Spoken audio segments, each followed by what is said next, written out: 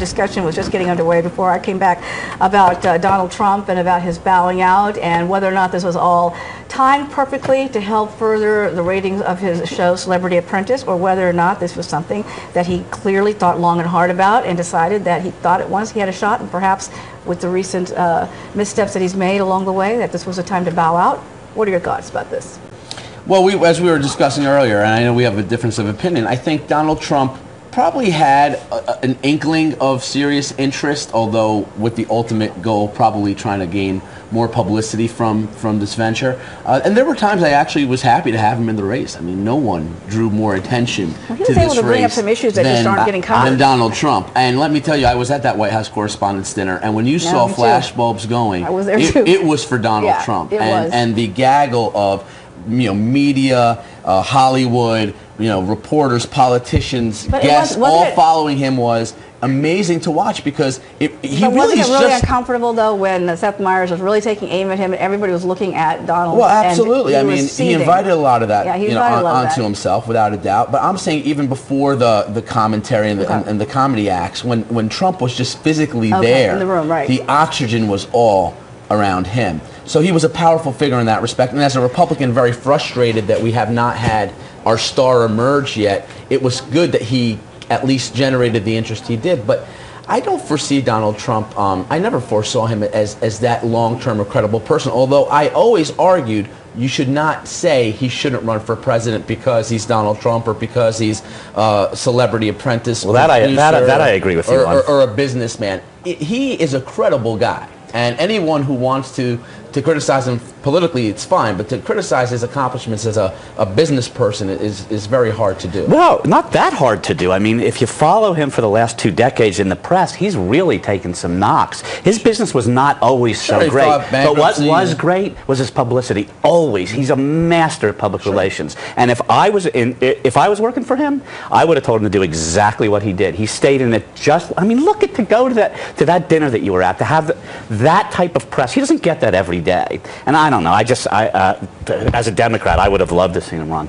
He was able to bring up stories about issues about the fact that the way China was abusing the United States in terms of its trade policies and things like that. I know, but you see, it brought those to like front burner status in terms of the debate. Front burner status, and he could say it with that big giant ego that he has, just like he can say with the big giant ego, if I wanted to run, I would have won. Sure. Yes, that's true. And if you think about it, that's the luxury of a guy who decides not to run. Well, yeah, but think about what Winston Churchill said, because I think it very much applies to Donald Trump. Is history will be kind to him, for he intends to write it. He wrote that story before it ever happened, and he exited that story at the exact right time. Agree with you up until the exact last part. I think there was a point Donald Trump really could have gotten out of this thing smelling like a rose. I think there's a lot of tarnish on that armor. Right but no, smelling like a rose. It was just too interesting to stay in front of all those cameras. The Bin Laden victory for the United States took the wind out of his sails in a huge way. So you're saying he got it right at the right time? Well, I think Bin Laden gave a lot of wind to Obama's sails, but I think it's going to be short-lived. Which is now gone. Yeah, I mean, already. I mean, like just a week ago, the shortest bump.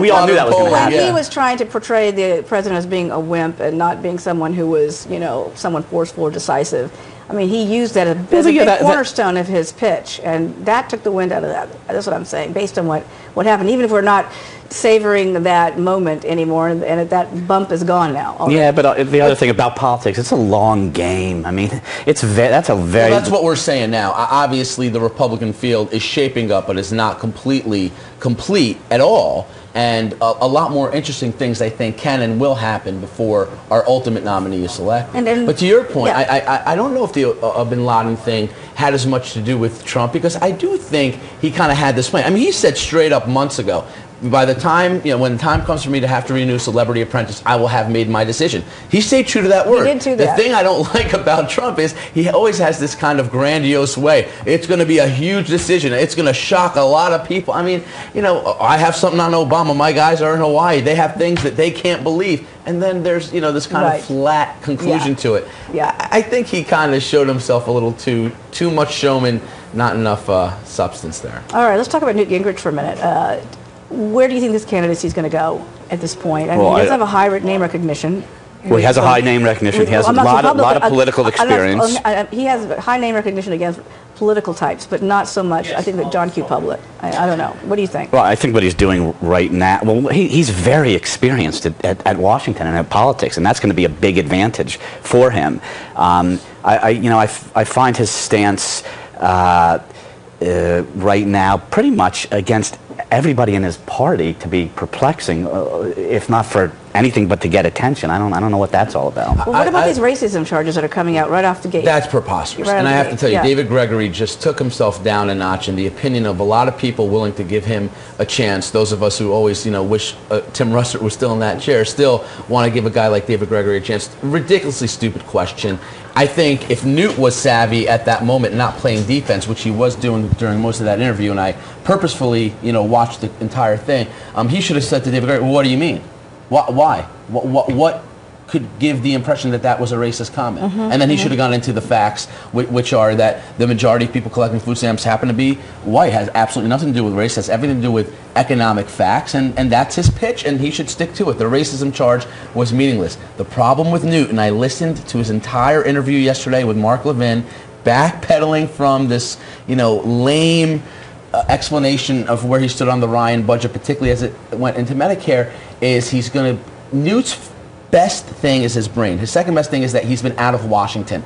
He's now going back to the inside Washington talk. Ryan's proposal is so far outside what mainstream Washington likes and accepts, even Republicans, that's why it has the appeal it has with people who are saying we have to do things completely differently. Newt showed himself as the speaker, the mechanic, the guy who got welfare reform through, who himself passed the Medicare type reform back in the 90s, and he's talking too much of the Washington Newt, not enough of the outside the Beltway Newt, who people really got to like the last couple of years. Well, as you said, there's still a long way to go.